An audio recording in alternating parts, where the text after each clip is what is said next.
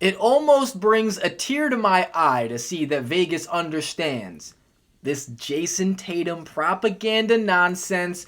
It's all for talk. It's all for the first takes, the Bleacher Report Twitter quotes, and his teammates trying to push it so hard, trying to get this man his MVP. Just quit it. It's not going to happen. And if you're so confident that it is, if you're so confident that I'm wrong, go take your $10 to FanDuel and win $400. Please, make your little donation and call it a day. Because as I said before, the Boston Celtics are a glorified all-star team. They have Jrue Holiday, a 2023 all-star, playing a backseat role to be a spot-up shooter. By the way, he's shooting 45% from three. Kristaps Porzingis is in all-star form. Derek White is playing all-star level basketball. I don't care what you people have to say, that he's not averaging that many points, and he does everything on the court. And if you watch Boston Celtics games, you would understand impact beyond numbers.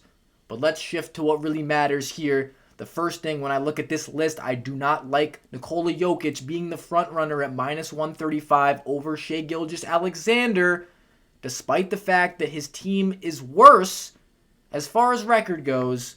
This Denver Nuggets team, let's face it, it's really impressive that they've been able to do this and maintain a really good record, but they've been coasting a little bit throughout the year. They've had most of their players in the lineup, especially Joker, who's always healthy. He's always going to produce numbers, but that's the thing that people are falling in love with here.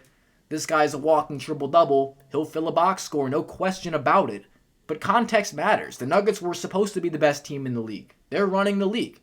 Joker has the belt. As far as the best player in the league, until he's knocked down in the playoffs, he's got it. He's number one.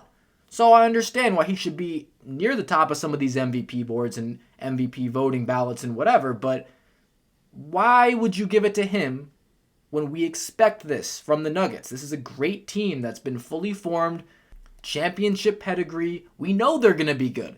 No one in their right mind ever would have thought that the Oklahoma City Thunder would end up here at 41-17 atop the Western Conference, with Shai Gilgeous-Alexander putting up mythical numbers that no one does.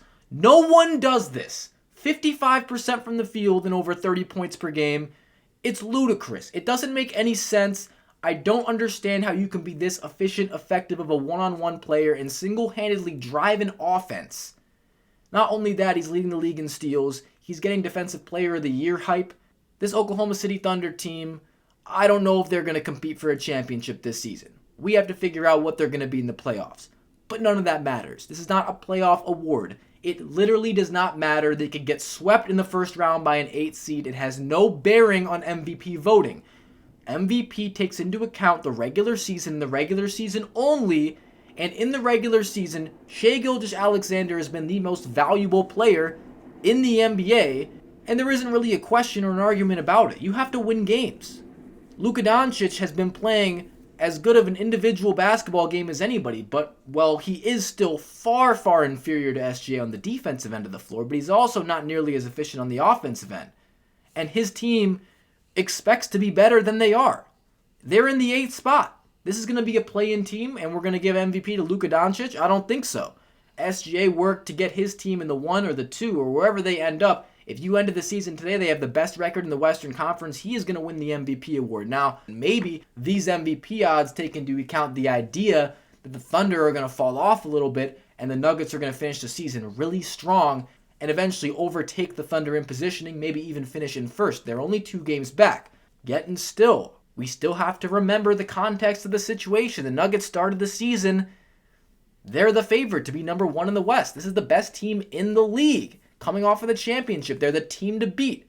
So it doesn't really make any sense for me. Plus, I didn't even talk about voter fatigue yet with Nikola Jokic. They don't want to give this guy the award again. Voters would rather see a fresh face. It's always the case. This is why Giannis has basically been barred from this discussion for the last 3 years. He won it twice. He maintained his level of play. For some reason, he got stepped over each year. I'm not saying that he necessarily should have won it, but certainly could have won it in any of the last 3 seasons. Any season of basketball that exists, Giannis is going to contend for this award. If we go down the list a little bit, we see a bunch of guys that aren't going to win this award, but I think one guy that is being disrespected on this list here in particular is Donovan Mitchell. For the Cleveland Cavaliers, another team not necessarily as surprising to see them dominate the way they have as the Thunder necessarily, but second seed in the East. No one thought this was going to happen, especially considering the injuries they've been hit with this year. Darius Garland, Evan Mobley missing big time. Those are two key starting players, and they didn't miss a beat without them. As a matter of fact, they were actually better when these two guys were out of the lineup, going on that 18-2 run with essentially Mitchell running the show with some help from Jared Allen, Max Strus. Dean Wade, your starting four. This is not a team full of names by any means. They got it done. But let's just finish with SGA real quick, because I have to put this into perspective. When your second and third best players are a rookie and a second year, and once again, this is an incredibly young team with a young head coach, Mark Daigneault, by the way, who for some reason no one's talking about him. If he doesn't win Coach of the Year, we probably shouldn't even have the award. But what he has done with this team to get a bunch of young guys playing like vets, coming in here every single night.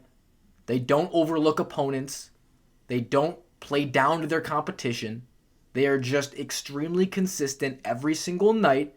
They put up a fight every single night, and they're just getting better. And Shai Gilgeous-Alexander, he's the driving force behind that, because he is a walking 30 points every single game. Every single night, he shows up, he drops 30, and they win, basically. I mean, except for the nights that they lose, but, I mean, even those nights are becoming more few and far between.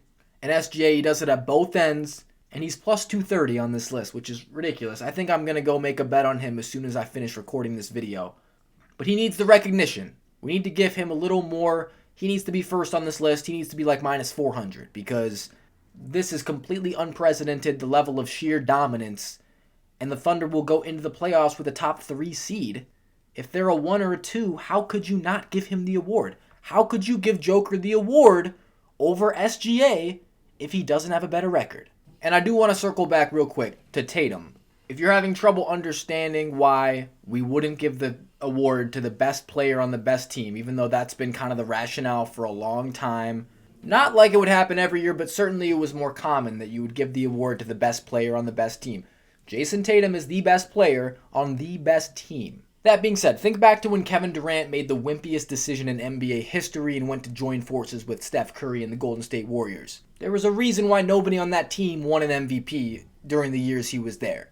And it's because they weren't that valuable to the team. If you had taken Kevin Durant off of that team, they would have just been still a championship team. I mean, they literally won 73 games without him. I'm not saying the Celtics would win 73 games without Tatum, but they certainly wouldn't get that much worse. Not nearly as much worse as if you took Shai off of the Thunder, if you took Luka off of the Mavericks, if you took Joker off of the Nuggets. It's a completely different thing. That's what value is. That's what it comes down to. We have to go by the name of the award. Are we going off literally what this award is defined as? It's SGA's award to lose.